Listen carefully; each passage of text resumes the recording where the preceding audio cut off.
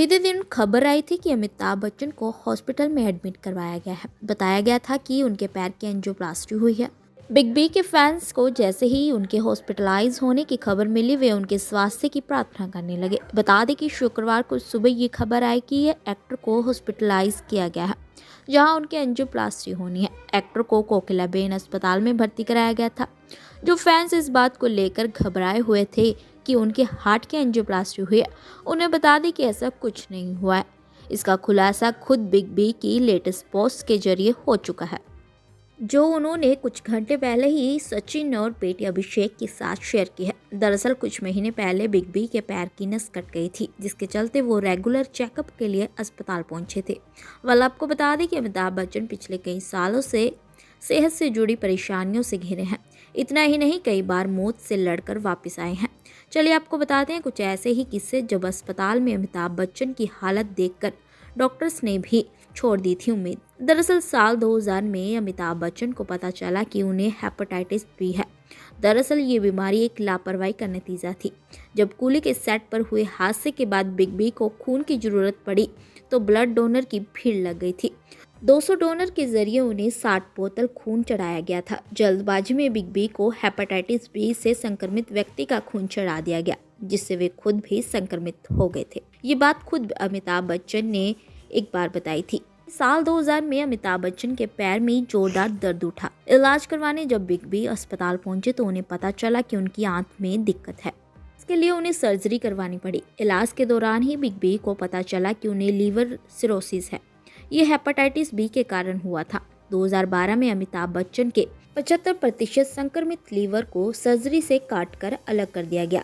इस हादसे से पहले अमिताभ बच्चन को लीवर की समस्या थी और साथ ही वे अस्थमैटिक भी थे। ऑपरेशन के अगले ही दिन उन्हें निमोनिया हुआ, जिससे हालत और बिगड़ गई। बेंगलोर में इलाज के बाद उन्हें एयरबस से मुंबई लाया गया।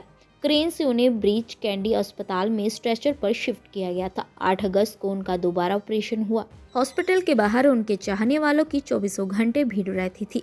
पूरे देश में पूजा करवाई जा रही थी तो कहीं यज्ञ। जया बच्चन भी खुद अमिताभ बच्चन की सलामती के लिए सिद्धिविनायक मंदिर गई थी, लेकिन जब वो पहुंची तो देखा कि उनसे पहले ही कई लोग बिग बी के लिए पूजा कर रहे थे।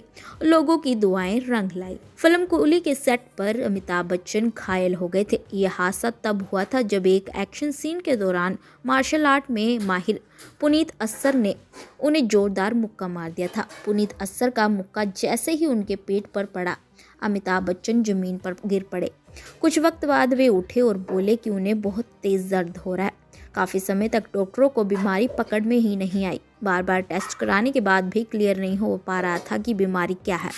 अमिताभ बच्चन की हालत बिगड़ती चली जा रही थी। तभी वेल्लोर के डॉक्टर भट्ट ने एक्सरे रिपोर्ट में बताया कि अमिताभ बच्चन के पेट में लगी चोट में अब मवाद बनने लगी है। इसके बाद अमिताभ बच्चन की इमरजेंसी सर्जरी की गई। इस एक्सीडेंट की वजह से अमिताभ बच्चन को 2 महीने हॉस्पिटल में जिंदगी की जंग लड़नी पड़ी थी। तब जया बच्चन डॉन के लगाए पंडाल में पहुंचकर अमिताभ बच्चन के लिए दुआ मांगा करती थी। डॉन वरदा राजन काफ़ी धार्मिक था, इसलिए वो मांटुंगा स्टेशन के बाहर गणेश पंडाल लगवाता रहता था, जो धीरे धीरे काफ़ी पॉपुलर भी हो गया था। जया बच्चन भी अपने पति की रिकवरी के लिए यहीं आकर दुआ मांगने लगी थी। तो ये थे अमिताभ बच्चन की हेल्थ से जुड़े कुछ किस्से। आपको बता दें कि अमिताभ बच्चन के पास 4 बड़ी फिल्में हैं, जिनके जरिए उन पर करीब 1550 करोड़ का दाव लगाया गया है। फिल्म कल्कि 2898 एडी में उन्हें प्रभास, दीपिका पादुकोण और कमल हसन के साथ देखा जाएगा। वहीं फिल्म थ्राइवर 170 से 33 साल बाद रजनीकांत के साथ अमिताभ बच्चन वापसी कर रहे हैं और रिपोर्ट के मुताबिक फिल्म में बिग बी को नेगेटिव रोल में देखा जा सकता है। फिल्म ब्रह्मास्त्र पार्ट 2 देव में एक बार फिर वो गुरुजी के किरदार में नजर आएंगे। तो ये थे बिग बी के कुछ अपकमिंग प्रोजेक्ट्स जिन पर वो फिलहाल काम कर रहे हैं।